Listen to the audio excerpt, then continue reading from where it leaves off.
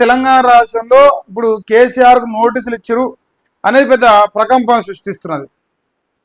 ఇక దీనికి తోడు ఇప్పుడు ఈ లంగలత్కోరు పరిపాలన 2 ఏళ్ల పరిపాలన ఆగమైపోయింది రాష్ట్రం.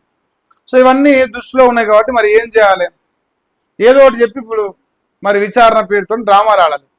ఈ డ్రామాలో సారాంశం ఏంటంటే కేసీఆర్ని ఏదో వీకినాడు కలిగి వెళ్ళపై ఏం వీకినాడు జనాలు తెలుసు. ఇప్పుడు ఈ ఫోన్ ట్యాపింగ్ కేసు ముందర పెట్టి రేపు మున్సిపల్ ఎన్నికల్లో బయటపడాలనే ప్రయత్నం అన్నీ అయిపోయినాయి. ఏం చెప్పడానికి లేదు, ఇంకా ఉన్న ఏకైక మార్గం ఇది ఒక్కటే. మరి కేసీఆర్ బయటకు వచ్చి ఆఫీస్ కాడికి వచ్చి వీళ్ళు చెప్పిన పోలీస్ స్టేషన్ కాడికి వచ్చి విచారణలో పార్టిసిపేట్ చేసే పరిస్థితి ఉన్నది. కానీ ఆ రకంగా వస్తే జరిగే ప్రమాదం ఏంటంటే కేసీఆర్ అభిమానులు లేదంటే బీఆర్ఎస్ పార్టీ అభిమానులు ప్రజల్లో జనాలకు వచ్చి జనాల మధ్యలో నిరసనలు చేస్తారు. ఆ నిరసన రాష్ట్రం మొత్తం వినిపిస్తుంది. అదంతా కాంగ్రెస్ పార్టీకి నెగిటివ్ అవుతుంది. సో దీన్ని అంతటినీ అరికట్టాలంటే ఉన్న ఏకైక మార్గం ఏంటంటే సో ఇప్పుడు కేసీఆర్ దగ్గరికి పోయి విచారణ చేయాలి.